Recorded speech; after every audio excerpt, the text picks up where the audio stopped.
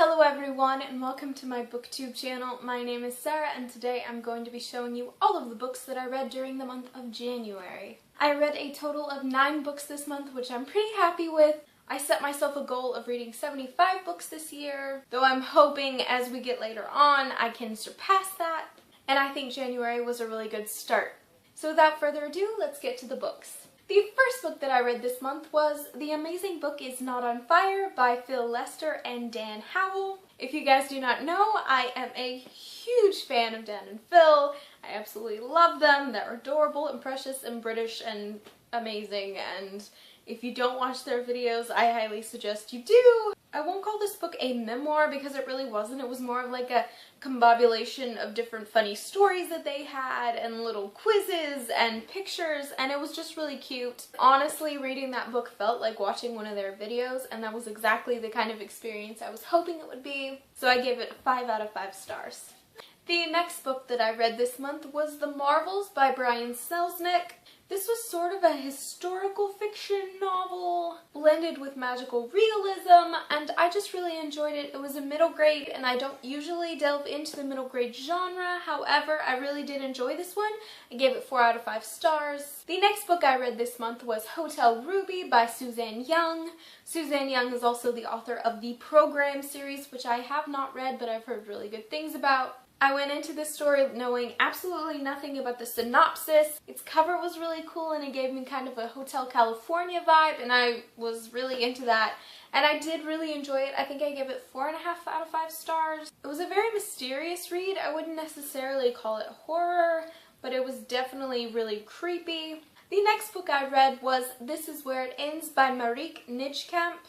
This is like the 3rd time I've had to say it in one of my videos, and I still don't think I've nailed that last name. Sorry. This book takes place over the span of less than an hour during a school shooting in a small town in Alabama.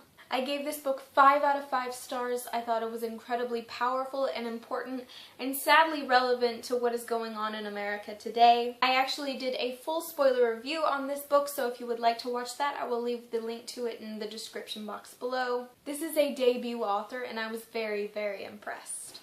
The next book I read was Vampire Academy by Richelle Mead. If you guys do not already know, Vampire Academy is about an academy for vampires. It has a very funny main character, and although she was a bit annoying at times, I did really enjoy the story, and I gave it 3.5 out of 5 stars. The next book I read was another book of Richelle Mead's, and that is Soundless by Richelle Mead. This book basically follows a young girl named Faye who lives in a village full of people who have all gone deaf. Because they live on the edge of a very tall cliff, they rely on the help of the township below the cliff, who send them food up a zip line in return for precious metals that they mine. But things become increasingly more difficult for this village when all of them start to go blind as well. I think this book had a lot of potential, and although it was somewhat disappointing, I did really like some elements of it, and I gave it 3 out of 5 stars. I should have a spoiler-free review of this book up soon, so stay tuned for that. The next book I read this month was What We Saw by Aaron Hartzler. I gave his book 5 out of 5 stars. It was fantastic. It was such a powerful and important story, and I'm so glad that I picked it up. This book essentially follows a girl by the name of Kate, who starts to look into things a little more closely in the midst of a rape case at her school. The next book I read this month was Truthwitch by Susan Dennard. This book has been getting all the hype around BookTube lately, and I was really excited to pick it up. Susan Dennard is an absolute sweetheart, so if you don't know about her already, I will leave the link to her blog down below because she's really awesome, a really talented writer, and a great person. As for Truthwitch, I absolutely loved it. I gave it 5 out of 5 stars. It basically follows 2 best friends against a fantasy backdrop called the Witchlands. These 2 girls are both witches and have magical powers. The first girl, Sophia, is a truth witch, meaning she can discern lie from truth, and the other, Iseult, is a thread witch, meaning she can sort of sense the emotions in other people. This book is like 400 pages long, but it flew by for me. It was amazing and fast-paced, and the characters were so amazing. I can't wait for the sequel. I need it now, but we have to wait like a year, and I don't know if I can do that. The final book I read this month was The Young Elites by Marie Lu. This is actually an ARC copy, but I absolutely loved this book. I also gave it 5 out of 5 stars.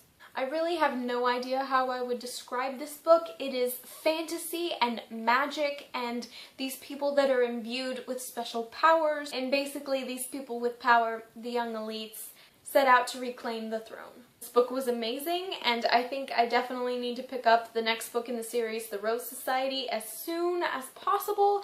I'm absolutely obsessed with this story and I need more. So that is it for all of the books that I read in the month of January. You guys should let me know down below what are some of the favorite books you read this month. If you guys would like to follow me on Twitter or any of my social medias, I will leave the links to those down below as always.